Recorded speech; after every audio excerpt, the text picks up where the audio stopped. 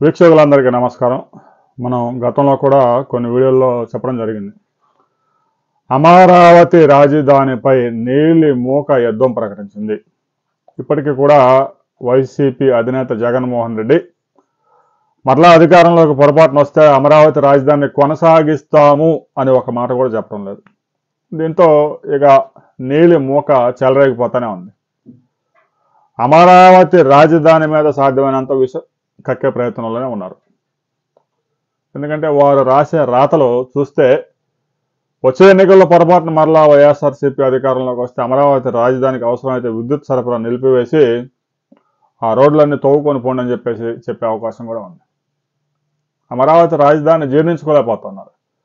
ఇప్పటికే ఒకడు అమరావతి అంటాడు, మరొకడు శ్మశానం అంటాడు, అమరావతి రాజధాని మునిగిపోయేది అంటాడు, రైతులు పొట్టగొట్టారంటారు. విశాఖ నగరంలో రుషికొండ గుండు కొరిగి 540 కోట్ల రూపాయల ప్యాలెస్ నిర్మాణానికి ఖర్చు చేస్తే దాని గురించి మాత్రం మాట్లాడారు. తాజాగా నీలి మీడియా ఒక కథనాన్ని ప్రచురించింది. రాజధాని నిర్మాణ పనుల్లో అడ్డగోలుగా దోపిడీ. 72% పనులకు 363.68 కోట్లు, మిగిలిన 28% పనులకి 524 కోట్లు. పనులు వివరాలు రాయకుండా 72% సివిల్ పనుల్ని మిగిలిన 28% ఇంటీరియర్ పనులతో పోల్చి 2017లో నిర్మించి అప్పటికి 72% పూర్తయిన పనుల్ని 2025లో పనులతో పోల్చి 72% పనులకు 363 కోట్లు ఇచ్చి 28% పనులకి కేవలం 28% పనులకి 524 కోట్ల రూపాయలు ఇస్తారా? బిగ్ బాస్ బిగ్ దోపిడీ కాదా అంటూ కథనాలు రాశారు. 2017 వరకు అమరావతి రాజధానిలో ఐఏఎస్ ఐపీఎస్ అధికారుల అంటే ఏఐఎస్ క్వార్టర్స్ నిర్మించారు. సివిల్ వర్క్స్ మాత్రమే చేశారు.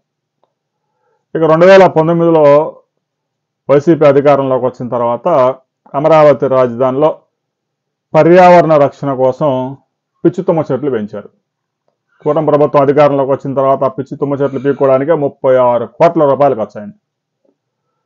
ఇక మరలా ఎటుగాలకు పనులు ప్రారంభించారు. ఆ సివిల్ వర్క్స్ పెండింగ్ ఉన్న సివిల్ వర్క్స్తో పాటుగా ఇంటీరియర్ వర్క్స్ చేపడతామన్నారు. సివిల్ వర్క్స్ కన్నా కూడా ఇంటీరియర్లో చేసే వర్క్స్ చాలా ఎక్కువ ఖరీదు ఉంటాయి. ఆ మిగిలిన 28% పనులకు 524 కోట్లు ఎలా కేటాయిస్తారు?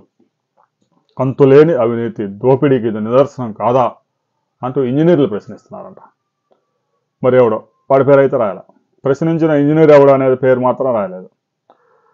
ఎమ్మెల్యేలు ఎమ్మెల్సీలు ఐఏఎస్ల కోసం రాజధానిలో 432 ఫ్లాట్లు అపార్ట్మెంట్ ఫ్లాట్స్ G+12 12 అంతస్తులు ఉండే టవర్స్ 2017లో 635 కోట్లతో ఎన్సీసీ సంస్థకి పనులు అప్పగించారు. 2017లో దాదాపు 8 సంవత్సరాల కిందట.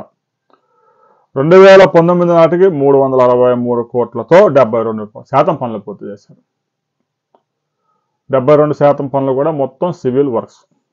మిగిలిన పనుల అంచనా 270 కోట్ల నుంచి ప్రస్తుతం 524 కోట్లకి ఎలా పెరిగింది అంటే 2017లో పనిచేసిన వ్యక్తి అదే రేటుకి అవే పనులు 2015లో చేస్తాడా? కామన్ సెన్స్ ఉండాలా. మరి ఇంజనీర్ ఎవడో ప్రశ్నించాడంట. ఒకేసారి అంచనా వ్యయం 250 కోట్లు ఎలా పెంచారు?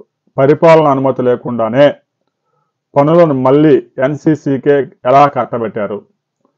స్టీలు సిమెంటు నిర్మాణ సామాగ్రి ధరల్లో వ్యత్యాసం లేదట. స్టీలు సిమెంటు నిర్మాణ సామాగ్రి సివిల్ వర్క్స్ అన్ని పూర్తయిపోయిన తర్వాత స్టీల్తో ఏం పని, సిమెంట్తో ఏం పని, నిర్మాణ సామాగ్రితో ఏం పని?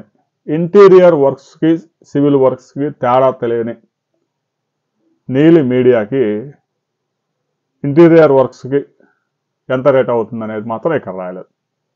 అంచనా దాదాపుగా 100% పెంచేశారు. ఈ విధంగా అమరావతి రాజధానిలో దోపిడీకి పాల్పడుతున్నారంటూ కథనాలు వడ్డీ వారించారు. సిఆర్డీఏ భవనం మీద కూడా ఇలాంటి కథనాలు రాశారు. చదరపు అడుగుకి హైదరాబాద్లో నడిబొడ్లో జూబ్లీస్లో కూడా 6,000 రూపాయలకు వస్తూ ఉంటే సిఆర్డీఏ భవనం నిర్మాణానికి చదరపు అడుగుకి 14,000 రూపాయలు వ్యయం చేశారు అంటూ వాపోయారు. సిఆర్డీఏ భవనం అంటే కేవలం సిఆర్డీఏ కార్యాలయం కాదు, 12 కార్యాలయాలు అక్కడి నుంచి 4,000 మంది పనిచేయబోతా ఉన్నారు. ఇక హైకోర్టు భవనం గురించి అలాగనే రాశారు. సీడీ యాక్సెస్ రోడ్డు గురించి అయితే ప్రతిరోజు ఒక వార్త ఉంటుంది. సీడీ యాక్సెస్ రోడ్డు మిగిలిపోయిన 6 కిలోమీటర్లకే 600 కోట్ల రూపాయలు వ్యయం చేస్తారా అంటూ రాశారు. రైతులకి పరిహారం చెల్లించడానికి ప్రభుత్వం దాదాపుగా 150 కోట్ల రూపాయలు వ్యయం చేస్తాం. ఉండవల్లి పరిసర ప్రాంతాల్లో అమరావతి రాజధాని కన్నా కూడా రైతులకు బెటర్ ప్యాకేజీ ఇచ్చి రోడ్డు కోసం ప్రభుత్వం భూమి తీసుకుంటా ఉంది. ఇప్పటికే 40 ఎకరాలు సేకరించారు. మరో 12 ఎకరాలు కూడా రాబోయే 2-3 రోజుల్లో రైతుల నుంచి తీసుకుని వారికి బెటర్గా పరిహారం చెల్లించి ఆ సీడీ యాక్సెస్ రోడ్ని మణిపాల్ హాస్పిటల్ దగ్గర జాతీయ రహదారికి కలిపే ప్రయత్నం జరుగుతుంది. అది కనుక పూర్తయితే ఇక వైసీపీకి నూకలు చెల్లినట్టే. అందుకే నీలి మీడియా చెలరేగిపోతా ఉంది. జగన్మోహన్ రెడ్డి అయితే అమరావతి రాజధానికి ఇప్పటికీ సిద్ధంగా లేడు. ఒకవేళ పొరపాటున అధికారంలోకి వస్తే వెంటనే అధికారంలోకి వచ్చిన రోజే పోయి ఆ రుషికొండ ప్యాలెస్లో కూర్చునే అవకాశం ఉంది. ఈలోగా రుషికొండ ప్యాలెస్ని అలాగనే శుభ్రంగా మెయింటైన్ చేసుకుంటూ జగన్మోహన్ రెడ్డి చేతిలో పెడతారా, దాన్ని ఏదైనా ప్రజా ప్రయోజనాలకి ఉపయోగిస్తారా అనేది మంత్రివర్గ ఉపసంఘం తేల్చబోతా ఉంది. ఇప్పటికే ఒక భేటీ వేశారు 16 నెలల కాలంలో.